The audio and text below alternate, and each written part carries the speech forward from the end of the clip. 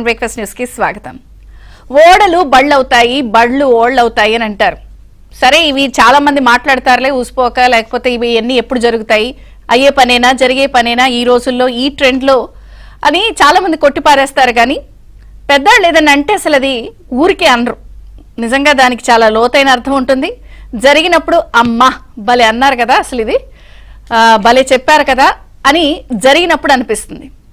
ఈ ఓడలు బళ్ళు అవడం, బళ్ళు ఓళ్ళు అవడం అనేది అక్షరాల వైసీపీ పార్టీకి, రాజధాని అమరావతికి జరిగింది. ఏమి డౌట్ లేదు. మనం జాగ్రత్తగా గమనిస్తే అమరావతిని చంపేద్దాం, 3 ముక్కలు చేసేద్దాం, అసలు ఆ మాస్టర్ ప్లాన్ని కకావికలం చేసేద్దాం, అసలు ఫ్యూచర్లో ఎవరైతే ఈ భూములు ఇచ్చిన రైతులు ఉన్నారో వాళ్ళ మీద కమరావతి అని చెప్పో లేకపోతే ఒక కులముద్ర వేసేద్దాం, శ్మశానం అనేద్దాం, అసలు నోటికి ఎంత వస్తే అంత ఏదొస్తే అది అని చెప్పి చేసేద్దామన్న అన్ని ప్రయత్నాలు, చంపేద్దాం దీన్ని అనుకున్న వైసీపీ పార్టీ చచ్చే పరిస్థితికి వచ్చింది. చంపేద్దాం అన్న వాళ్ళే చచ్చే పరిస్థితికి వచ్చేసారు.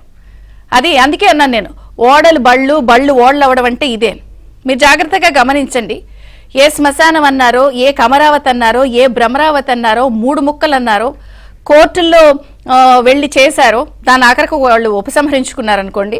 కానీ చేయని ప్రయత్నం అంటూ లేదు. రాజ్యాంగ పరంగా కానీ, లేకపోతే వాళ్లకున్న అధికార బలంతో కానీ, పోలీస్ యంత్రాంగంతో కానీ, వ్యవస్థలతో కానీ, రైతుల్ని ఇబ్బంది పెట్టి కడుపుల్లో తన్నిన వ్యవహారాలు కానీ, చంపేద్దాం అనుకున్న వాళ్ళే చచ్చిపోయే స్థితికి వచ్చారు.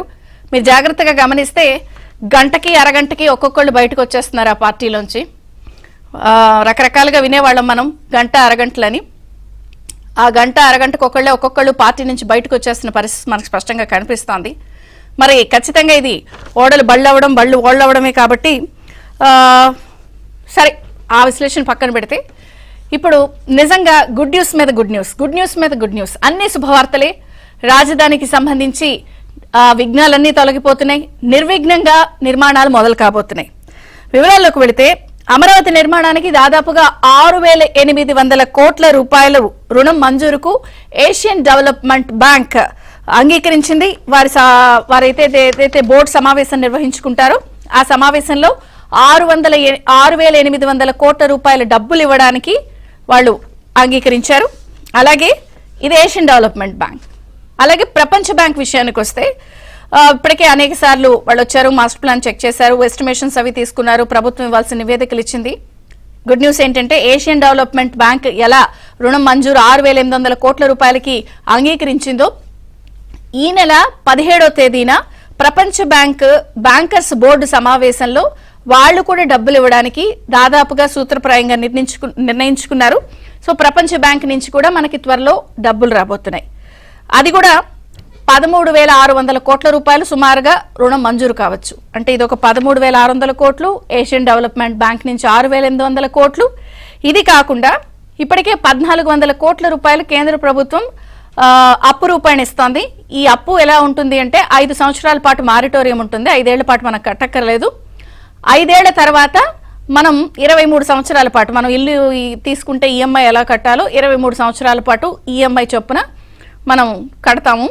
అది పెద్ద ప్రాబ్లమే కాదు అని చెప్పి ఇప్పటికే ముఖ్యమంత్రి గారు చెప్పిన సందర్భం ఉంది. ఎందుకంటే ఇది growth city, so self financing city.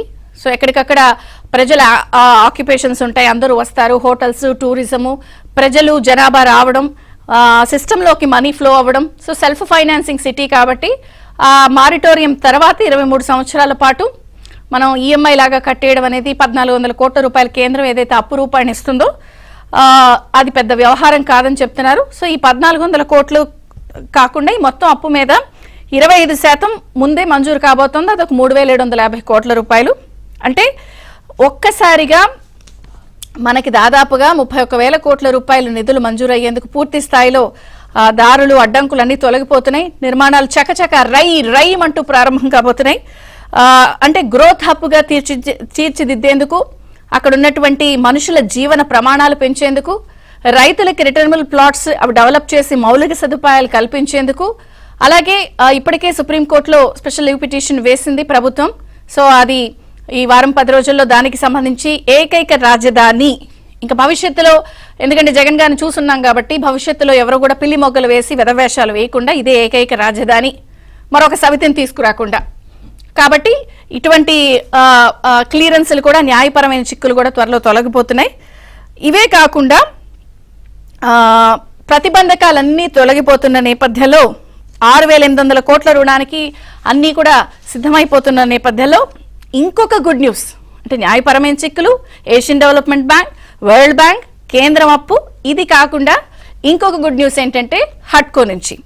So వీళ్ళు కూడా 11,000 కోట్ల రూపాయలు KFW సంస్థ నుంచి ఇంకొక 5,000 కోట్ల రూపాయలకి సంబంధించి ప్రభుత్వం, హడ్కో నుంచి ఒక 11,000, KFW సంస్థ నుంచి ఇంకొక 5,000 కోట్ల రూపాయలు చర్చలు జరుపుతున్నారు. వాళ్ళు కూడా దాదాపుగా డబ్బులు ఇవ్వడానికి రెడీ అయిపోతున్నారు. అవి కూడా ఈ మంత్ ఎండింగ్ లో కూడా ఫైనల్ అయిపోయి ఆ డబ్బులు కూడా వచ్చే అవకాశం ఉంది. అంటే ఇంకా మంజూరు కాలేదు, బట్ చర్చలు సఫలమయ్యే అవకాశం ఉందని చెప్పి ప్రభుత్వ అధికారులు, ప్రభుత్వ పెద్దలు చెప్తున్నారు. కాబట్టి దాదాపుగా ప్రతిబంధకాలన్నీ తొలగిపోయాయి.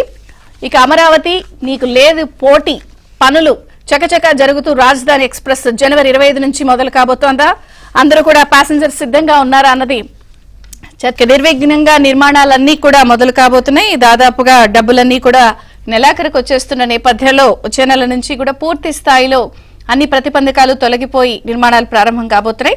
చర్చిద్దాం. మనతో పాటు జాయిన్ అయ్యారు సీనియర్ రాజకీయ విశ్లేషకులు అంకంరావు గారు, టీడీపీ నుంచి, అలాగే అడ్వకేట్ గొట్టపాటి రామకృష్ణ గారు, అలాగే అమరావతి నుంచి రాజధాని రైతు కాటాప్పారావు గారు. అందరికీ స్వాగతం అండి. అంకంరావు గారు, మీతో ప్రారంభిస్తాను. ఎందుకంటే ఎన్నో విఘ్నాలు, ఎన్నో ప్రతిబంధకాలు, ఎన్నో న్యాయపరమైన చిక్కులు, అసలు రైతులు అందరి కోసం ఇచ్చిన రైతులు రోడ్ల మీదకి వచ్చి నానా బాధలు, మొత్తానికి అన్నీ తొలగాయి. ఎవరైతే చంపేద్దాం అనుకున్నారో వాళ్ళ పార్టీయే చచ్చే స్థితికి వచ్చింది. ఆ ట్రాన్స్ఫర్మేషన్ ని జరుగుతున్న పరిణామాలపై మీ కామెంట్ ఏంటి? విజయచంద్ర గారు, ముందుగా మీకు ఏబిఎన్ ఆంధ్రజ్యోతి యాజమాన్యానికి, గొట్టిపాటి రామకృష్ణ గారికి, అలాగే కాట అప్పారావు గారికి, వీక్షిస్తున్నటువంటి వీక్షకులందరికీ కూడా శుభోదయం అండి. అమరావతి అజరామరం అండి. ఇదే విషయం మనం పలు సందర్భాల్లో చెప్పుకోవడం కూడా జరిగింది. అంగుళం కూడా కదిలించలేడు, ఇతను కాదు, ఇతని తాత వల్ల కూడా కాదని చెప్పి మనం గతంలో కూడా మాట్లాడుకోవడం కూడా జరిగింది. ఎందుకంత గట్టిగా మాట్లాడామంటే సిఆర్డీ తోటి రైతులను అనుసంధానం చేస్తూ చంద్రబాబు నాయుడు గారు ఆ రోజు తీసుకున్న నిర్ణయం, అదే చాలా బలమైంది. ముందు చూపుతోటి చేశాడు ఆయన. ఎట్టి పరిస్థితుల్లో కూడా ఇతను ఏదో చేయగలడు కానీ అమరావతిని మాత్రం తరలించలేడు అనేది మనం చాలా స్పష్టంగా చెప్పడం కూడా జరిగింది. ఇక్కడ ముందుగా మనం కృతజ్ఞతలు తెలుపుకోవాల్సింది 29 గ్రామాల్లో ఉన్న రైతులందరూ కూడా 33,000 ఎకరాలు 5,50,00,000 మంది ఆంధ్రుల కోసం త్యాగం చేశారనేది మాత్రం వాస్తవం. దానికి రకరకాలుగా చేయొచ్చు, ఏ విధంగా వాళ్ళు చిత్రీకరించవచ్చు. కానీ కమరావతి అన్నారు, భ్రమరావతి అన్నారు, అడవి అన్నారు, శ్మశానం అన్నారు. శాసనసభాపతి ఇష్టం వచ్చినట్టు మాట్లాడాడు. మున్సిపల్ శాఖ మంత్రి గారు కూడా అలానే మాట్లాడాడు. దాన్ని రకరకాలుగా చేయాలనుకున్నారు. మీరన్నట్టు అమరావతిని నాశనం చేయాలనుకున్న వాళ్ళు పార్టీ నాశనం అయిపోయింది. ఇంకోటి, మా గతంలో కూడా మన చర్చలోనే చెప్పాను, అమరావతి అంటే 5 అక్షరాలు. గమనించుకోండి మీరు, అమరావతి ఎంత శక్తివంతమైందంటే అమరావతి అనేది 5 అక్షరాలు. మధ్యలో 5 తీసుకెళ్లారు 151లో, 11 మాత్రమే మిగిల్చారు. ఇది గమనించుకోవాల్సింది. అమరావతి మహిళామ్మ తల్లులు 1631 రోజులు అవిశ్రాంత పోరాటం చేశారు. ప్రపంచంలోనే ఇది ఒక చరిత్ర. ఎందుకంటే ఎంత రెచ్చగొట్టినా, వాళ్ళని భౌతికంగా దాడులు చేసినా, మీరన్నట్టు పొత్తి కడుపులో అంటే గర్భిణీ స్త్రీని పొత్తి కడుపులో తన్నినా, నానా ఇబ్బందులు పెట్టినా అమరావతి రైతులు శాంతియుతంతో, ముఖ్యంగా మహిళామ్మ తల్లులు, వాళ్ళు రెచ్చగొట్టాలని ప్రయత్నం చేసి వాళ్ళు రెచ్చిపోతే చూశారా, వాళ్ళకి మాత్రమే ఇది రాజధాని, దానికోసమే వాళ్ళు పోరాడుతున్నారని చెప్పి చిత్రీకరించాలనుకున్నటువంటి ఈ గత ప్రభుత్వం యొక్క కుయుక్తుల్ని ప్రజలు గమనించారు. అట్లాగే ప్రజలకి తెలియపరిచే విధంలో వాళ్ళు అమరావతి నుంచి దేవస్థానం అంటే తిరుపతికి వెళ్ళిన క్రమం కావచ్చు, అరసవిల్లి వెళ్ళే క్రమంలో కావచ్చు, నేరాజనాలు పట్టారు. వాళ్ళు ఏ ప్రాంతం వాళ్ళైతే కావాలనుకున్నారో వాళ్ళు నేరాజనాలు పట్టిన విధానం అమరావతి అనేది మన అందరిది. ఈ విషయంలో వాళ్ళు అన్ని అన్యాయాలు చేసినా, ఎన్ని అక్రమాలు చేసినా సరే దానికి మాత్రం ఎట్టి పరిస్థితుల్లో కూడా మనందరం ఆమోదం, అమరావతిగా తిరుపుతున్నామని చెప్పి సంఘీభావం తెలిపారు.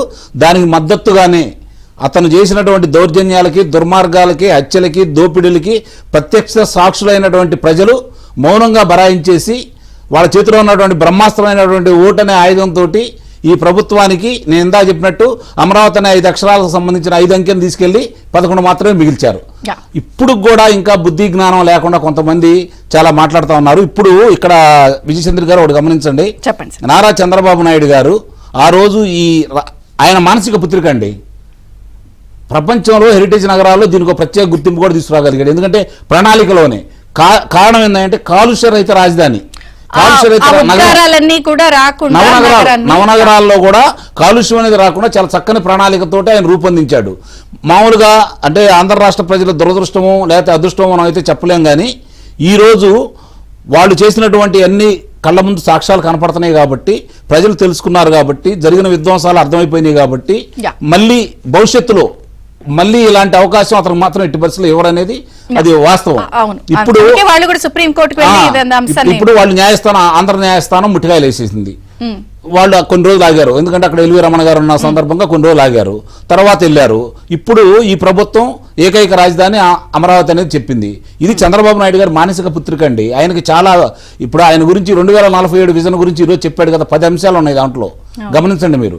అంటే ఇది ఒక ఆంధ్ర రాష్ట్రం గురించి కాదు, భారతదేశానికి ఆంధ్ర రాష్ట్రంలో పురోగమనం సాధిస్తే భారతదేశం ప్రపంచంలో 2వ స్థానం 3వ స్థానం రావడానికి 2047 అనేది చాలా ఉపయోగపడతా ఉంది. ఇప్పుడు ఇదే అమరావతిలో వాళ్ళకి నివాస యోగ్యమైనటువంటి భవనాలు నిర్మించారు కదా, 80% పూర్తయిన ఉద్యోగస్తులు కావచ్చు, అధికారులు కావచ్చు, న్యాయమూర్తులు కావచ్చు, శాసనసభ్యులు కావచ్చు, మంత్రులు కావచ్చు. దాన్ని ఇప్పటి వరకు ఏమీ చేయలేదు వాళ్ళు. ఈ ప్రభుత్వం వచ్చిన తర్వాత మొదలు పెడతాం. ఇందాక మీరు అన్నారు, ఈ యొక్క కార్యక్రమం చేపడుతున్నందువల్ల అమరావతి నిజంగానే దానికి అభివృద్ధి చెంది అక్కడ డబ్బులు సంపాదించుకునే స్వతంత్రంగా డబ్బులు సంపాదించుకునేటువంటి రాజధాని. ఈరోజు హైదరాబాద్ నగరం 30% మొన్నటిదాకా, ఇప్పుడు 70% దాకా తెలంగాణకు ఏ విధంగా ఆదాయ వనరులు సమకూర్చుకుంటుందో నిస్సందేహంగా దానికి రెండింతలు. నేను చూస్తున్నాను అండి, ఈరోజు చూస్తున్నాను, ఆ రోజుకి నేను బతికుంటానో లేదో నాకు తెలియదు, కానీ నిస్సందేహంగా ప్రపంచంలో రాజధాని అంటే ఇట్లా ఉండాలనే పేరు ప్రఖ్యాతులు మాత్రం అమరావతికి నిస్సందేహంగా వస్తాయండి. టీడీపీతో మాట్లాడదాం. గొట్టిపాటి రామకృష్ణ గారు నమస్తే, బ్రేక్ఫాస్ట్ న్యూస్ కి స్వాగతం. సో కదలిక వచ్చేసింది, చాలా వేగంగా ప్రతిబంధకాలన్నీ తొలగిపోయాయి, నిర్విఘ్నంగా పనులు మొదలు కాబోతున్నాయి. ఊహించలేదు ఇంత స్థాయిలో రుణాలు మంజూరు అవుతాయని కానీ, లేకపోతే కేంద్ర ప్రభుత్వం కూడా ఇంత స్పీడ్ గా మీకు ఇవ్వడం కానీ, ఏడీబీ, వరల్డ్ బ్యాంక్, హట్కో అంగీకరించే పరిస్థితి కనిపిస్తోంది. ఏం చెప్తారు? నేను అడిగేది ఇక్కడ ఒక పాయింట్, ఎంతసేపు డబ్బులు తీసుకొచ్చేస్తున్నాము కట్టేస్తున్నామని కాకుండా, ఈసారి గత హయాంలో ఒక పార్టీ గాని అప్పుడున్నటువంటి వ్యక్తులు ప్రాంతాల మధ్య చిచ్చు పెట్టే ప్రయత్నం చేసిన గాని, ప్రాంతాల మధ్య ఇది ఎవరికో ఒక్కళ్ళదే అనే గాని ఇలాంటి క్రియేట్ చేసి వాళ్ళు పబ్బం గడుపుకున్నారు. ఈసారి అలా కాకుండా ఇది అందరిది, అందరి కోసం అనే అంశంతో పాటు ఇది చెప్తూ ఉంటే బెటర్ ఏమో అనేది చాలా మంది భావిస్తున్నారు. ఏం చెప్తారు? నమస్తే చంద్రిక్ గారు, అలాగే చర్చలో పాల్గొన్నటువంటి కంకమరావు గారికి ముందుగా ఏబిఎన్ వీక్షకులకు అందరికీ కూడా శుభోదయం, నమస్కారం. ఇక్కడ ఒక రాజకీయ ప్రతినిధిగా నేను రాజకీయాల్లోకి వచ్చిన దగ్గర నుంచి చూస్తే అమరావతి మీద జరిగినంత చర్చ, అది టీవీల్లో గాని బయట గాని ఇతరత్రా గాని ఏ ఇతర వేదికలు, ఏ వేదిక మీదైనా సరే ఇంత ఎక్కువ కాలం చర్చ జరిగింది అమరావతికి సంబంధించి. ఎందుకంటే సుదీర్ఘ కాలం చర్చ జరిగింది, ఒక సుదీర్ఘమైనటువంటి పోరాటం జరిగింది. మనం స్వతంత్ర పోరాటంలో జరిగినటువంటి అంశాలను చూసే అవకాశం మనకు లేదు కాబట్టి, దాని తర్వాత జరిగినటువంటి సాయుధ పోరాటం గురించి కూడా మనం విన్నాం కానీ మనకు తెలియదు కాబట్టి, అంటే తెలంగాణ సాయుధ పోరాటం ఇతరత్ర అంశాల్లో. ఇప్పుడు మనం చూస్తే మన కళ్ళకు కట్టినట్టుగా ఒక స్పష్టమైనటువంటి పోరాటాన్ని ఆవిష్కరించాం. ఒక ప్రతినిధిగా, ఒక రాజకీయ నాయకుడిగా ఆ ప్రాంతానికి చెందకుండా బయట ఉన్నటువంటి, అంటే అమరావతి ప్రాంతం అంటే ఖచ్చితంగా అమరావతి 29 గ్రామాల నుంచి నేను బయట ఉన్నటువంటి వ్యక్తిగా నాకు ఎక్కువ అనుబంధం ఉంది. ఎందుకంటే తెలుగుదేశం పార్టీకి నేను గుంటూరు పార్లమెంట్ కి అబ్జర్వర్ గా పనిచేసేవాడిని 2014 నుంచి 19 వరకు. సో అందుకని నాకు ఆ ప్రాంతంలో ఉన్నటువంటి అందరితో కూడా పార్టీ పరంగా కానీ ఇతరత్రా కానీ చాలా మందితో నాకు అనుబంధం ఉండేది. దానిలో తాడికొండ నియోజకవర్గం కూడా ఉంది కాబట్టి నేను ఏదో సందర్భంలో ఎక్కువ సమావేశాలకు వెళ్తా ఉండేవాడిని. ఆ విధంగా ఎందుకంటే ఈ ప్రకటన అసెంబ్లీలో జరిగిన తర్వాత మర్నాడు నాకు ఇలాగే అందరూ రమ్మంటే వెళ్ళాను సాయంత్రం 6 గంటలకి. అసలు నిశ్చేష్లైపోయి కూర్చున్నారు ముఖ్యులందరూ కూడా. వాళ్ళల్లో ఉన్నటువంటి వాళ్ళందరూ 100 మంది 200-300 మంది. ఇలా ఉంటుందా? ఒక రాజధానిని ప్రకటించిన తర్వాత, ప్రభుత్వం అనేది నమ్మించి తీసుకున్న తర్వాత, మా పొలాలు మేము ఇస్తున్నామని చెప్పి రూపాయి తీసుకోకుండా ప్రభుత్వానికి ఇచ్చేసిన తర్వాత అసలు ఇది ఇక్కడ రాజధాని లేకుండా మార్చేటువంటి అవకాశం ఉందా అని చెప్పి చర్చ వచ్చింది. నేను ఈ అంశాన్ని చాలా సార్లు చెప్పాను. ఆ సందర్భంలో కేంద్రంలో ఉన్నటువంటి వారితో కానీ ఇతరత్రా కానీ చెప్పాను. ఇది ఆంధ్రప్రదేశ్ గా మాత్రమే పరిమితం కాదు ఈ రాజధాని మార్చడం అనేది. ఇది జాతీయంగా ఉన్నటువంటి భద్రతకి జాతీయ పరిస్థితులను కూడా ప్రభావితం చేస్తుంది. ఒక రాజధానిని మార్చేయొచ్చు అని కనుక రాష్ట్ర ప్రభుత్వం నిర్ణయం తీసుకోవచ్చు అనుకుంటే అది ఇక్కడితో ఆగదు. ఇది కనుక ఇది సక్సెస్ అయితే భవిష్యత్తులో అన్ని రాష్ట్రాలలో ఇది సమస్య వస్తుంది. కేంద్రంలో కూడా సమస్య వచ్చే అవకాశం ఉంది. ఎవరు ప్రధానమంత్రిగా అయినటువంటి ఆయన తీసుకెళ్లి మా ఊళ్ళో పెట్టుకుంటామనో లేదా మా రాష్ట్రంలో పెట్టుకుంటామనో మొదలు పెడితే అది రాజధానిని నిర్ణయించేది రాష్ట్ర ప్రభుత్వాలే అయినప్పుడు, అంటే రాష్ట్ర ప్రభుత్వం మారినప్పుడల్లా రాజధాని నిర్ణయించుకోవచ్చు, అది వాళ్ళ ఇష్టం అని చెప్పి అప్పుడు వేసినప్పుడు అఫిడవిట్లు వచ్చినప్పుడు కూడా నేను చెప్పాను, ఇది రాష్ట్రాల యొక్క సమస్య కాదు, జాతీయంగా కూడా పరిమిస్తుంది, ఇది ఆంధ్రప్రదేశ్ కి పరిమితం కాదు, దీని మీద అవసరమైన చట్టం స్పష్టంగా చేయాల్సిన అవసరం ఉందని కూడా చెప్పాను. ఇది నిజం కూడా. కాబట్టి వీటన్నిటిని అధిగమించింది, వీటన్నిటిని కాల పరీక్షకి రాబడింది.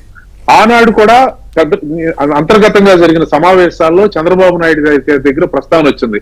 3 రాజధానులు వచ్చినప్పుడు ఈ ప్రాంతం గురించి ఒకే నిర్ణయాన్ని తీసుకుంటే మిగిలినటువంటి సందర్భాల్లో ఇబ్బంది పడతాము అనేటువంటిది. దాంతో ఆ సందర్భంగా తెలంగాణ, ఆంధ్రప్రదేశ్ లో జరిగినటువంటి అంశాన్ని కూడా తీసి, అంటే వీటన్నిటిని సమానంగా చూడాలి అని చెప్పి కూడా కొన్ని సందర్భాల్లో వచ్చిన చర్చలో ఆయన చెప్పింది ఒకటి మాట, నన్ను నమ్మి, ప్రభుత్వాన్ని నమ్మి రైతులు అక్కడ ఇచ్చినటువంటి పొలాలు, 2 శాసనసభ సాక్షిగా తీసుకున్నటువంటి నిర్ణయం అందరూ ఆమోదించిన తర్వాత దానికి రాజకీయ ప్రయోజనాల కంటే కూడా రాష్ట్ర ప్రయోజనాలే ముఖ్యం. కాబట్టి ఎటువంటి పరిస్థితుల్లో అమరావతికే కట్టుబడి ఉంటాం అందరూ కూడా ఇదే మాట అని చెప్పి వివిధ ప్రాంతాల్లో ప్రతినిధులు ఉన్నారు మాకు. ఇప్పుడు కర్నూలు రాజధాని అంటే కర్నూలులో, లేదా వైజాగ్ అంటే వైజాగ్ లోనే రెచ్చగొట్టే సందర్భాలు, లేదా చంద్రబాబు నాయుడు గారు కర్నూలు వెళ్తే అక్కడ న్యాయవాదులను రెచ్చగొట్టే ప్రయత్నం చేశారు, అక్కడ ప్రజలను రెచ్చగొట్టే ప్రయత్నం చేశారు. ఈసారి నేను ఓపెనింగ్ క్వశ్చన్ కూడా అందుకే అడుగుతున్నాను. చాలా చక్కగా ఒక ప్లాన్డ్ గా సిస్టమాటిక్ గా వెళ్తున్నారు. ఈసారి ఆ ప్రాంతాల మధ్య చిచ్చు గాని, గొడవలు గాని, రీజనల్ ఇంబాలెన్సెస్ రాకుండా ఎట్లా ముందుకెళ్తారు? నిర్మాణాలు మొదలు పెడుతున్నారు కాబట్టి అప్పుడు కూడా లేదు మేడం. అంటే ఇది ఎందుకు చెప్తున్నా అంటే అమరావతిని రాజధానిగా నిర్ధారించడం గాని, దాని తర్వాత జరిగినట్టు కానీ ఇది ఒక చారిత్రాత్మక సంఘటన. తర్వాత గొడవలే కాదు, అమరావతిని రాజధానిగా అసెంబ్లీలో మనం నిర్ణయం తీసుకునేప్పటికీ రాష్ట్రాన్ని విడగొట్టి ఒకసారి ఎందుకు చరిత్ర గుర్తు చేస్తా ఉన్నానంటే అర్థం కావాలి. ప్రజలు 10 ఏళ్ళు అయిపోయింది కాబట్టి కొంతసార్లు మనం మర్చిపోతా ఉంటాం, కొన్ని సందర్భాల్లో గుర్తు కూడా తెచ్చుకోవాలి. ఇప్పుడు అప్పుడు రాజధానిని ఏమీ నిర్ణయించకుండానే రాష్ట్రాన్ని విడగొట్టారు. ప్రతి ఒక్కరికి రాజధాని కావాలనే కోరిక ప్రతి ఒక్కరికి ఉంటుంది. నా ఊరు రావాలి నేను అనుకుంటా, మీ ఊరు రావాలి మీరు అనుకుంటా, పక్కన తప్పేం కాదు. ఇప్పుడు 175 నియోజకవర్గాల వారికి ఆకాంక్ష ఉండొచ్చు, కానీ దాన్ని ప్రజలందరినీ సమన్వయం చేసి ఏ అసంతృప్తి లేకుండా ప్రజలందరినీ ఏకతాటి మీద తీసుకున్నటువంటి నిర్ణయాన్ని కూడా మనం ఆనాడు ఉన్నటువంటి నాయకుడిగా నిర్ణయం తీసుకున్న చంద్రబాబు నాయుడు గారిని మనం శ్లాఘించాలి. ఈ విషయంలో అందరం పార్టీలకు అతీతంగా, రాజకీయాలకు అతీతంగా శ్లాఘించాలి. ఎందుకంటే ప్రతి ఒక్కరికి కోరుకుంటారు. ఇది అసలు ఎలా కొట్టుకుంటారో తన్నుకుంటారో, అసలు రాజధాని నిర్ణయించుకునేటప్పుడు చాలా సమస్యలు వస్తాయని భావించారు చాలా మంది, కానీ ఏకతాటి మీద తీసుకొచ్చి దాన్ని అందరినీ కూడా ఆమోదింప చేసి నిర్మాణాలు మొదలు పెట్టారు. వీళ్ళు వచ్చి 2019లో అవసరం లేనటువంటి వివాదాన్ని సృష్టించి దాని మీద వాళ్ళు రకరకాలుగా మాట్లాడారు. నేను అప్పుడు కూడా డిబేట్ లో చెప్పేవాడిని, బయట కూడా మాట్లాడేవాడిని. మనమే రూపాయి బిళ్ళ ఇవ్వాల ప్రభుత్వం తరఫున, ఏ ప్రభుత్వం అంటే ప్రభుత్వ పరంగా ఆంధ్రప్రదేశ్ ప్రభుత్వం అక్కడ ఉన్న రైతులకి రూపాయి ఇవ్వాల, వాళ్ళు ఇచ్చారు. ఇచ్చిన తర్వాత వాళ్ళని ఆ విధంగా దూషించడం, ఆ విధంగా కొడతాం, మాట్లాడుతూ వాళ్ళని పిలిచి ఇదిగో నా ప్రణాళిక ఇది, నేను ఇవాళ చేయాలనుకుంటున్నాను, ఈ విధంగా చేస్తున్నానని చెప్పాలి కదా. ఇప్పుడు ఉదాహరణకి సిఆర్డిఏ ఆఫీస్ కట్టాలి అమరావతిలో అనుకుంటే ప్రజల నుంచి ఆహ్వానించారు, ఏ మోడల్ అయితే బాగుంటుందో చెప్పండి అని చెప్పని. ఇప్పుడు నిర్ణయం అంతిమంగా ప్రభుత్వం తీసుకున్నా ప్రజలకు భాగస్వామ్యం కల్పించాలి కదా. అదే కదా ప్రజాస్వామ్య ప్రభుత్వం అంటే, అదే కదా. ఈ రోజు నిర్మాణాలు ఎలా చేయబోతా ఉన్నాం, అమరావతి నిర్మాణానికి డబ్బులు ఎక్కడి నుంచి వస్తున్నాయి, ఏ అప్పు తీసుకుంటున్నావా, లేదంటే దాని మీద ఏం వస్తున్నాయి అనేది అంతా కూడా ప్రజలకు స్పష్టంగా వివరించే ప్రయత్నం చేస్తా ఉన్నాం కదా. ఇది నేననేది దాని మీద కొంతమంది ఏదైనా అభ్యంతరాలు ఉంటే వ్యక్తీకరించవచ్చు, లేదా దానికి ప్రభుత్వం సమాధానం చెప్తుంది, ఇదేం తప్పేం కాదు. కానీ ఇదేమీ లేకుండా అసలు మీకు వాళ్ళని అమరావతి రైతుల పట్ల చేసినటువంటి అది నేను ఆ రోజు కూడా ర్యాలీ ఫస్ట్ ర్యాలీ నేనే అప్పుడు మేము చేసినప్పుడు ఎవరిని బయటకు రానివ్వలేదండి.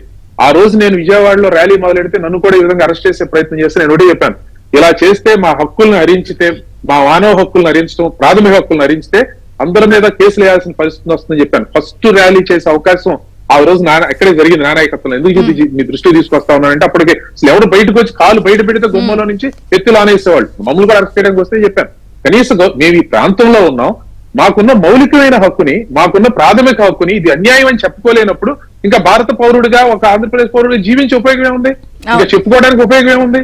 దీని మీద నేనే చెప్పాను, ఒక నాయకుడు గాను ఒక న్యాయవాది గాను చెప్పుకుని మాత్రం ఎవరు మీ బొట్టాలతో నమస్కారం పెట్టుకుని గౌరవంగా పిలిపించుకునేదానికి లేదు కదా. నేను పోరాటం చేయడం కోసం ఉన్నానని చెప్పాను, ఆ రోజు కూడా అలాగే చేశాం.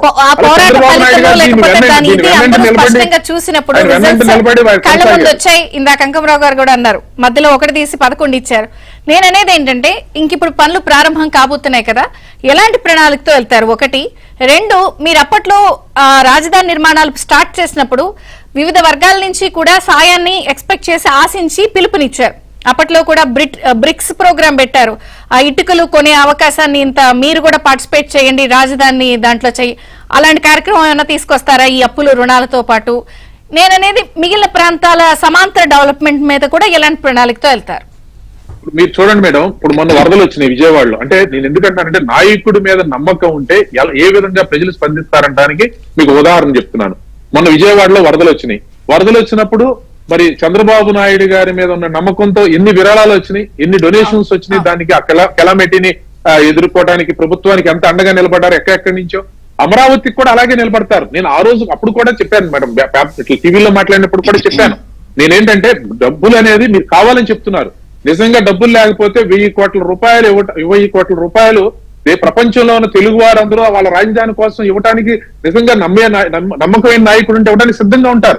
అది ఎప్పుడు ఉంటుంది మేడం. నేను అందుకే అలాంటి కార్యక్రమం ఏమైనా పెడతారా, మళ్ళీ ఆహ్వానిస్తారా? ఇప్పుడు జనవరి నుంచి నిర్మాణాలు స్టార్ట్ కాబోతున్నాయి కాబట్టి అది ప్రభుత్వం తీసుకునేటువంటి నిర్ణయం కాబట్టి ప్రభుత్వ నిర్ణయాన్ని విధంగా ఉంటుంది అనేది పార్టీ పరంగా నేను చెప్పలేకపోయినప్పటికీ, కానీ అది కనుక నిజంగా కనుక ఇది అవసరము అని అనుకున్నప్పుడు స్పందించేటువంటి పెద్ద మనసున్న తెలుగువారు, ప్రత్యేకించి ప్రపంచంలో మీరు చూస్తే ప్రతి సందర్భంలోనూ ఏమొచ్చినా కూడా ప్రపంచంలో తెలుగువారు, అది మన ప్రాంతం వారు ఇప్పుడు ఏదో ఒక దానికి ఎక్కడొచ్చినా ఏదో ఒక దానికి స్పందించి మన అవకాశం వచ్చినప్పుడు ఆదుకునేటువంటి మనస్తత్వం ఉన్నటువంటి వారు. అటువంటి తమ ప్రాంతానికి కావాల్సింది నేను అప్పుడు కూడా చెప్పాను మేడం, ఇదే మాట చెప్పాను. 1000 కోట్ల రూపాయలు నాకు తెలిసి చెప్పలేదు, కానీ స్పందించుతారు. వాళ్ళు మనం చూడండి సుమారుగా ఎన్ని వచ్చినాయి, 200-300 కోట్లు అంత వచ్చినాయి కదండి. అంత కరెక్ట్ గా సబ్జెక్టు మ్యాటర్ కానీ, but I don't know exact గా ఫిగర్ మన ఎంత వచ్చినాయండి.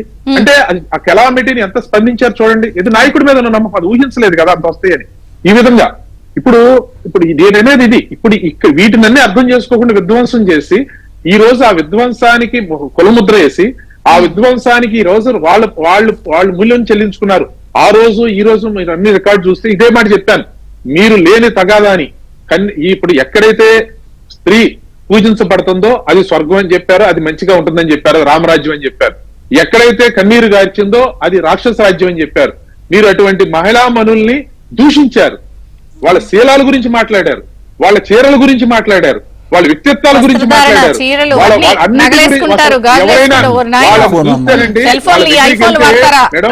అంటే ఇప్పుడు తెలుసుకున్నా కూడా మాకు ఎంత బాధ అంటే, వాళ్ళు మమ్మల్ని కన తల్లులు, మా తోబట్టువులు, వాళ్ళని చూసి మా కలం అంటే ఇన్ని మాటలు ఎందుకోసం పడ్డారు, అసలు ఏంటి, ఏం ఆశించారు?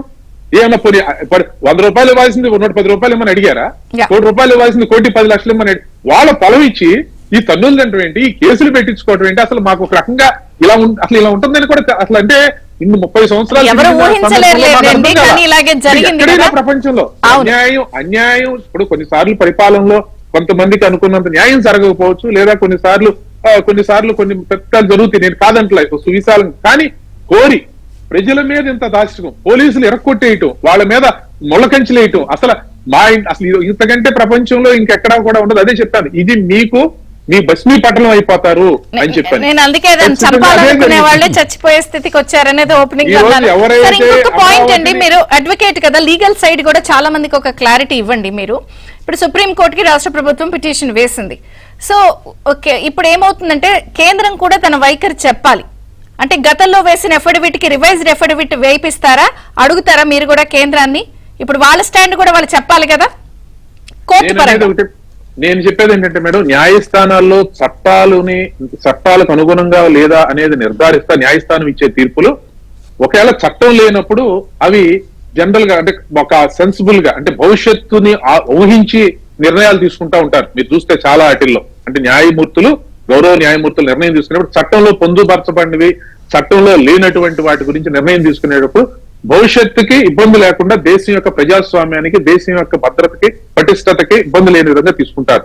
ఇప్పుడు అలా నిర్ణయం తీసుకునే క్రమంలో ఇందాక నేను ఫస్ట్ చెప్పినట్టుగా రైజ్ చేస్తున్నారు ఒక్క పాయింట్ సార్.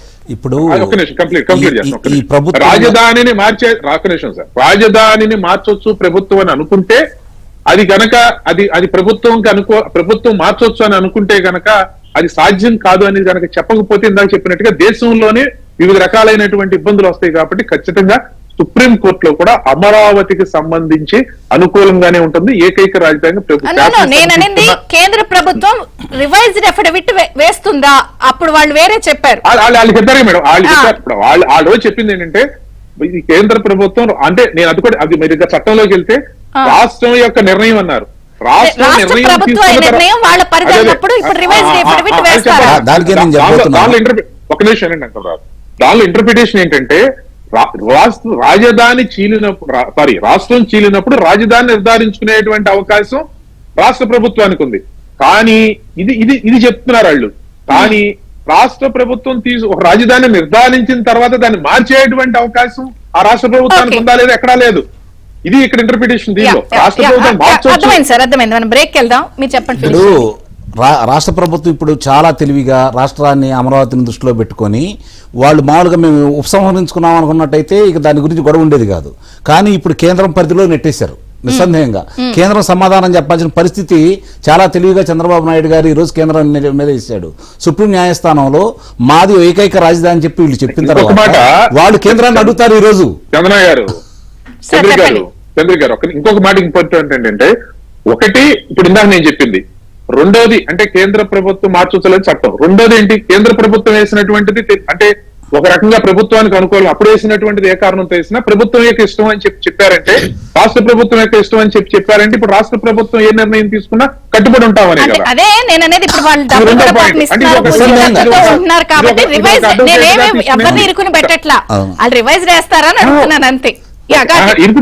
అనేది అంటే క్లారిటీ కూడా రావాలి. ఒకటి, వాళ్ళు వేసినటువంటిది రాష్ట్ర ప్రభుత్వం యొక్క ఇష్టం అన్నారండి ఆ రోజు. నిర్ణయం రాష్ట్ర ప్రభుత్వం అన్నారు. రాష్ట్ర ప్రభుత్వం యొక్క ఇష్టం ఏదైతే అదే ఉంటుంది. Point number 1.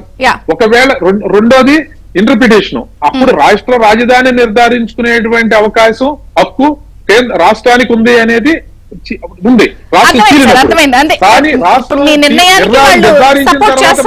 లేదా మార్చా లేదా అనేది ఎక్కడ స్పష్టత లేదు. కాబట్టి ఇది కూడా అనుకూలం. ఇది 2 పాయింట్లు. కాటాపరావు గారు నమస్తే, బ్రేక్ఫాస్ట్ న్యూస్ కి స్వాగతం. ఏం చెప్తారు? సో చకచక పనులు స్టార్ట్ కాబోతున్నాయి. మీ కష్టం అయితే ఊరికే పోలేదు, ఎక్కడ వృధా కాలేదు జనవరి నుంచి అంట. సో ఎలా అనిపిస్తుంది ఆ ఫీలింగ్?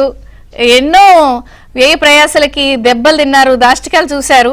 మొత్తానికైతే కళ్ళ ముందు నిర్మాణాలన్నీ చకచక రాబోతున్నాయి. ఎలా అనిపిస్తుంది రైతులుగా? ముందుగా ఏబిఎన్ ఆంధ్రజ్యోతి ప్రేక్షకులకి, విజయ్ చంద్రి గారికి, ప్యానల్లో ఉన్నటువంటి పెద్ద లంకమరావు గారికి, తెలుగుదేశం పార్టీ నాయకులు గొట్టిపాటి రామకృష్ణ ప్రసాద్ గారికి నమస్కారాలండి. ఈరోజు ముందుగా ఆంధ్రప్రదేశ్ రాష్ట్ర ముఖ్యమంత్రి వర్యులు శ్రీ నారా చంద్రబాబు నాయుడు గారు విజయవాడ స్వరాజ్ మైదానంలో ఆంధ్రప్రదేశ్ రాష్ట్రాన్ని అభివృద్ధి పథంలో ముందుకు తీసుకెళ్లాలని విజన్ 2047 డాక్యుమెంట్ ఆవిష్కరిస్తున్నందుకు అమరావతి రైతుల తరపున వారికి హృదయపూర్వక ధన్యవాదాలు తెలియజేస్తున్నామండి. అదేవిధంగా మేము 1631 రోజులుగా ఉద్యమం చేసేటప్పుడు ప్రతిరోజు కూడా ఉద్యమాల్లో స్లోగన్ ఇచ్చేవాళ్ళమండి. ఒకటి, వాడేవుడన్నా వీడేవుడన్నా అమరావతికి అడ్డేవుడన్నా అని స్లోగన్లు ఇచ్చేవాళ్ళమండి. ఈ రోజు మరి గౌరవ ముఖ్యమంత్రి వారిలో అమరావతి సృష్టికర్త నారా చంద్రబాబు నాయుడు గారు తీసుకుంటున్నటువంటి నిర్ణయాలను చూస్తుంటే మేము ఇచ్చినటువంటి స్లోగన్ 100% నిజమనిపిస్తుందండి. ఎందుకంటే మరి 6 నెలలు కూటమి ప్రభుత్వం అధికారంలోకి వచ్చింది. 6 నెలలుగా కూడా మరి అమరావతిని అభివృద్ధి చేయాలి, ఇక్కడ ఒక మహానగర నిర్మాణాన్ని స్థాపించాలి. అదేవిధంగా ఇక్కడ ఆంధ్రప్రదేశ్ మరి ఈ 5 సంవత్సరాల్లో కూడా ఆంధ్రప్రదేశ్ అభివృద్ధి పూర్తిగా కుంటుపడిపోయింది, ఆర్థిక వ్యవస్థ చిన్నభిన్నమైపోయింది. కాబట్టి మనకు ఒక రాజధాని నిర్మించాలనే లక్ష్యంతో నారా చంద్రబాబు నాయుడు గారు మరి పనిచేస్తూ మరి ఈ రోజున 31,000 కోట్ల రూపాయల రుణాన్ని సమకూర్చారంటే అది మామూలు విషయం కాదండి. మరి నిన్న వచ్చిన 6 నెలల్లోనే అదేనండి. నిన్న ఆసియా అభివృద్ధి బ్యాంక్ వాళ్ళు నిన్న బోర్డు మీటింగ్ లో వాళ్ళు నిర్ణయం తీసుకోవడం జరిగిందండి. 6,800 కోట్ల రూపాయల రుణాన్ని మంజూరు చేస్తూ వారు నిర్ణయం తీసుకున్నారండి. అదేవిధంగా 19వ తారీఖున ఢిల్లీలో వరల్డ్ బ్యాంక్ వాళ్ళు కూడా మరో 6,500 కోట్ల రూపాయలు రుణాన్ని మంజూరు చేస్తూ నిర్ణయం తీసుకోబోతున్నారు. అదేవిధంగా కేంద్ర ప్రభుత్వం కూడా మరో 1400 కోట్ల రూపాయలు, అంటే మొత్తంగా 15,000 కోట్ల రూపాయలు రుణాన్ని ఇవ్వడానికి మరి ముందుకొచ్చారండి. అదేవిధంగా హడ్కో ద్వారా మరో 11,000 కోట్ల రూపాయలు, జర్మనీ బ్యాంకు ద్వారా మరో 5,000 కోట్ల రూపాయలు, మొత్తం 31,000 కోట్ల రూపాయల రుణాన్ని 6 నెలల్లోనే సమకూర్చారంటే ఇది నిజమా కళ అన్న విధంగా ఉందండి. ఈ రోజు రాష్ట్ర ప్రజలందరూ కూడా మరి ఆనందోత్సాహాలతో ఉన్నారండి. దీనికి సంబంధించి రాష్ట్ర ప్రభుత్వం మొన్న ఒక నిర్ణయం కూడా తీసుకోవడం జరిగిందండి. 11,467 కోట్ల రూపాయలతోటి అమరావతి నిర్మాణ పనులు మొదలు పెట్టాలని మరి ఆమోదం తెలుపుతూ పురపాలక శాఖ జీవో నెంబర్ 968 ద్వారా విడుదల చేస్తూ 20 రకాల పనులకి ఆమోదం తెలిపారండి. మేమందరం కూడా హర్షం వ్యక్తం చేస్తున్నాం. దాంట్లో భాగంగానే హైకోర్టు గాని, సచివాలయం గాని, శాసనసభ, శాసన మండలి, హెచ్ఓడి టవర్స్, అదేవిధంగా మంత్రులు, జడ్జీల నివాసాలతో పాటు హ్యాపీనెస్ట్ ప్రాజెక్ట్ అండి. ఇవి కాకుండా అసంపూర్తిగా నిలిచిపోయినటువంటి రహదారులు, వీటితో పాటు అమరావతిలో ఉన్నటువంటి కొండవీటి వాగు, పాలవాగు వాటిని కూడా వెడల్పు చేసి ఎక్కువ లోతేసి ఎక్కడా కూడా నీళ్లు చుక్క కూడా నిలవకుండా చర్యలు తీసుకుంటూ, వీటితో పాటు రైతులకు ఇచ్చినటువంటి రిటర్నబుల్ ప్లాట్లలో మరి మౌలిక సదుపాయాల కల్పనండి. వీటిల్లో మరి రోడ్లు కానీ, డ్రైనేజ్ కానీ, వాటర్ కానీ, కరెంటు కానీ ఎటువంటి ఇబ్బందులు లేకుండా కనిష్టంగా సంవత్సరం నుంచి గరిష్టంగా 3 సంవత్సరాల లోపు యుద్ధ ప్రాతిపదికన పనులన్నీ పూర్తి కావాలని చెప్పి నిర్ణయం తీసుకోవడాన్ని మేమందరం కూడా హర్షం వ్యక్తం చేస్తున్నామండి. అంశం ఇప్పుడు మీరు రైతులందరూ ఎప్పుడెప్పుడా చూస్తూనే స్టార్ట్ అవుతున్నాయి కదా, మీ పిల్లలు గానీ, లేకపోతే మీ మనవలు గానీ, లేకపోతే మీ వాళ్ళందరూ కూడా విదేశాల్లో ఉన్నారు కదా, వాళ్ళని కూడా వచ్చి ఇక్కడ పెట్టుబడులు పెట్టమని చెప్తారా? ఇప్పుడు తాళం కూడా చేయమంటారా? తప్పకుండా చెబుతామండి, తప్పకుండా చెబుతాం. విదేశాల్లో ఉన్నటువంటి రైతుల బిడ్డలు కూడా అందరూ కూడా ఆంధ్రప్రదేశ్ రాష్ట్రానికి రావటానికి సిద్ధంగా ఉన్నారండి. ఎందుకంటే ఈ జగన్మోహన్ రెడ్డి వచ్చిన 5 సంవత్సరాల్లో రాజధాని ప్రాంతంలోనే దాదాపు 1000 మంది విద్యార్థులు ఇక్కడ ఉద్యోగాలు లేకుండా ఇతర దేశాలకు వలసలు వెళ్ళినటువంటి పరిస్థితి అండి. వారందరూ కూడా ఈ రోజు కూటమి ప్రభుత్వం అధికారంలోకి రావటం, నారా చంద్రబాబు నాయుడు గారు ముఖ్యమంత్రిగా పగ్గాలు చేపట్టడం, అమరావతిని అభివృద్ధి చేస్తుండడం చూసి వాళ్ళందరూ కూడా రావడానికి సుముఖంగా ఉన్నారండి. రాష్ట్రానికి ఇప్పుడు వరకు రాజధాని లేదండి. రాజధాని ఎలా అనిపించింది? మిమ్మల్ని కడుపులో తన్నినోళ్ళని వాళ్ళని కడుపులో గంటకొకళ్ళు తంతున్నారు బయటకు వచ్చి. అవునండి, చూస్తున్నామండి. ఎందుకంటే శాంతియుతంగా 1631 రోజులు ఉద్యమం చేశామండి. ఎక్కడా కూడా ప్రభుత్వ కార్యాలయాలు కానీ, ప్రభుత్వ ఆస్తులు కూడా ఎక్కడా కూడా ధ్వంసం చేయకుండా గాంధీ మార్గంలో మేము మరి ఉద్యమం చేస్తే మా మీద ఎన్నో తప్పుడు కేసులు, అక్రమ కేసులు, దాడులు, దౌర్జన్యాలు, దమనకాండాలు చేసి మా మీద మరి దాదాపు వేలాది మంది రైతుల మీద దాదాపు 200 పైగా కేసులు బనాయించి మమ్మల్ని పోలీస్ స్టేషన్ చుట్టూతా, కోర్టుల చుట్టూ తిప్పుతున్నటువంటి పరిస్థితి అండి. ఈ రోజు మరి ఎవరైతే మమ్మల్ని ఇబ్బంది పెట్టారో, ఎడారి అన్నారో, లేదా శ్మశానం అన్నారో, లేకపోతే ముంపు ప్రాంతం అన్నారో, వాళ్ళందరికీ కూడా కనువిప్పు కలిగే విధంగా రాష్ట్ర ప్రజలందరూ కూడా ఏకైక రాజధాని అమరావతి కావాలి, అమరావతి నిర్మించే నాయకుడే మాకు కావాలని చెప్పి ఈ రోజున కూటమి ప్రభుత్వాన్ని ఎన్నుకోవడం జరిగిందండి. అంకరామ్ గారు, ఒక ప్రభుత్వం చాలా క్లియర్ గా ఒక వేగంతో రుణాలు సమకూర్చుకోవడం, ఇంత ఒక విజన్ తో వెళ్తున్నప్పుడు నిన్నటి ఎగ్జాంపుల్ తీసుకుందాం. కలెక్టర్ల సదస్సులో విచిత్ర విన్యాసాలు కనిపించినాయి. సోది చెబుతామమ్మా సోది అన్నట్టే ఉంది నిన్న. అక్కడ సుదీర్ఘమైన ప్రజెంటేషన్లు, లేకపోతే సీఎం గారు వారిస్తున్నా చెప్పకపోవడాలు, పాయింటెడ్ క్లియర్ గా లేకపోవడాలు. నేననేది ఏంటంటే, ఒక ప్రభుత్వ విజన్ ని వాళ్ళు ఆశిస్తున్న దాన్ని ఎగ్జిక్యూట్ చేయాల్సింది ఈ అధికారులు. వీళ్ళు ఇంత నిర్లిప్తంగా లేకపోతే ఏదో మబ్బుగా ఉన్నప్పుడు ఏమవుతుందంటే వాళ్ళ దానికి క్లాష్ వస్తుంది. వీళ్ళు 3 ఏళ్లలో పెట్టుకుని వెళ్ళాలి, ఈ టార్గెట్ తో వెళ్ళాలి అని అనుకుంటున్నప్పుడు దీన్ని సమన్వయం, ఇది ఆశిస్తున్న వేగం కనిపించే పరిస్థితి ఉంటదంటారా? నిస్సందేహంగా చంద్రబాబు నాయుడు గారి వేగాన్ని అందుకోవడం ఇలా తరం అయితే కాదు, అది మాత్రం వాస్తవం. దాని గురించి అసలు రెండో ఆలోచనే లేదు. కాకపోతే ఇప్పుడు చంద్రబాబు నాయుడు గారి దగ్గర ముందున్నటువంటి ముఖ్యమైనటువంటి కార్యక్రమం ఏంటంటే, ఎవరైతే అలసత్వంలో ఉన్నారో ఎంతటి వారైనా సరే దాని నుంచి నేను ఎందుకు స్ట్రెస్ చేస్తున్నానంటే, వీళ్ళు 3 ఏళ్లు నిర్దిష్ట టైం అని పెట్టుకున్నప్పుడు అది జరగకుండా లేట్ అయితే మళ్ళీ ప్రచారాలకు ఆస్కారం ఇచ్చే అవకాశం ఉంటుంది. నిస్సందేహంగా అందుకే ఆ విషయంలో చర్నకోల పట్టుకొని తరమాల ఏదైతే ఇప్పుడు వాళ్ళు ఈయన వేగాన్ని అందుకోలేని వాళ్ళు ఉన్నారో ముందుగానే గుర్తించేసి పక్కన పెట్టేసి ఈ రోజు రాష్ట్రం కోసం, ఆంధ్ర రాష్ట్ర ప్రజల కోసం చేసే అధికారులు చాలా మంది ఉన్నారు. ఈ రోజు చంద్రబాబు నాయుడు గారికి పేరు రాకూడదు, ఆంధ్ర రాష్ట్రం ఇలా కాకూడదు, ఇంకా కొంత వాసనలు ఉన్న అధికారులు ఉన్నారు. ఆ వాసనలు ఉన్న వాళ్ళని పసిగట్టాలా, వాళ్ళని బయటకు పంపించాలా. అప్పుడు తప్ప ఈ మార్గం సుగమం కాదు. ఈ రోజు ఇంకోటి కూడా చేయాలండి వీళ్ళు. రాజధాని ప్రాంతంలో, అంటే అప్పారావు గారికి కూడా చెబుతున్నాను, రామకృష్ణ గారు, రాజధాని ప్రాంతంలో మనకు సంబంధించినంత వరకు ప్రతి గ్రామంలో 5 మహిళల్ని 5 రైతుల్ని ఎన్నుకొని వాళ్ళను కూడా, అంటే 29 గ్రామాల నుంచి ఒక 300 మందిని వాళ్ళను కూడా పర్యవేక్షణ చేసే విధంగా వాళ్ళను కూడా ఒక టీంను ఏర్పాటు చేసుకొని భాగస్వాములు చేయాలి. అప్పుడే ఏమేమి జరుగుతాయో మీ దృష్టికి వస్తాయి. వాళ్ళు ఏదైనా అలసత్వంగా ఉన్నారనుకోండి, వాళ్ళు ఏమన్నా చెప్తారు మీకు. కాబట్టి ఇలాంటివి లేకుండా చేయాలి అంటే నిన్న సదస్సులో ముఖ్యమంత్రిని చికాకు పరిచారు. అది చెబుతూ కొంతమంది అధికారులు, ఇంకా వాసన బాలేని అధికారులు ఉన్నారు. కాబట్టి వాళ్ళందరినీ గుర్తించాలి.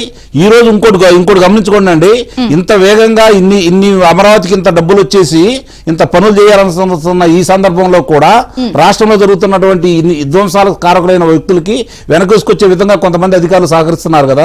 దాన్ని దృష్టిలో పెట్టుకొని మీరు రామకృష్ణ గారు, మీ వేగాన్ని అధికారులు కనుక అందుకోకపోతే మళ్ళీ ఇబ్బంది. మీరు ఆశిస్తున్న వేగం వాళ్ళు అందుకోవాలి. సో ఈ విషయంలో కొంత ఎలా ముందుకెళ్తారు? ఈ 1, 2 ఇది కూడా కలిపి చెప్పండి, మనకు 1 మినిటే ఉంది. ఇంకా ఏమన్నా ల్యాండ్ ఎక్విజిషన్ చేస్తారా? కొన్ని గ్రామాలకి గతంలో నోటీసులు ఇచ్చిన సందర్భం ఉన్నాయి. ఇప్పుడు 33,000 ఎకరాలు కదా, 40 ఎకరాల వరకు ఏమన్నా ఎక్విజిషన్ చేస్తారా ఇంకా ఫ్యూచర్ లో? ఇంకా ఫ్యూచర్ భావి అవసరాల కోసం సరే ప్రభుత్వ నిర్ణయాలు తీసుకుంటా ఉంటుంది. ఓకే, ఇప్పుడు ఒకటే మేడం, యథా రాజా తదా ప్రజ అనేది అన్నారు. ఇప్పుడు నాయకుడిని బట్టే ఉంటుంది. కాబట్టి నాయకుడిగా చంద్రబాబు నాయుడు గారు వేగవంతంగా పనిచేస్తారు. కాబట్టి వేగవంతంగా పనిచేసేటువంటి అధికారులే మనగలుగుతారు. ఇక ఉండాల్సిందే, తప్పదు. ఇప్పుడు మేము ఎందా చెప్పాను, ఇప్పుడు మేము రోజు పరిగెడతానే ఉంటాం ఆయనతో. నాకు 30 సంవత్సరాల పైన సుమారుగా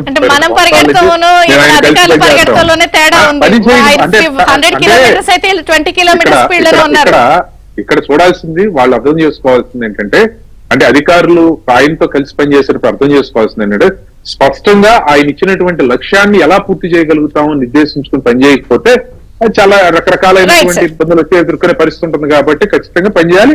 ప్రజల కోసం పనిచేయాల్సిన అవసరం మరింత ఉంది రాష్ట్రం వేగవంతం కావడానికి. కాటాపురావు గారు, రైతుల తరపు నుంచి ఏమైనా వినతులు ఉన్నాయా గవర్నమెంట్ కి?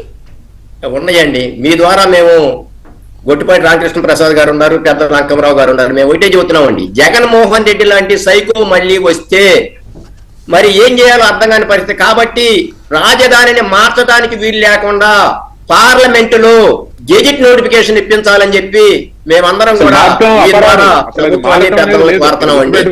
ఎందుకంటే మరి 5 సంవత్సరాలు ఎన్నో ఇబ్బందులు పడ్డాం.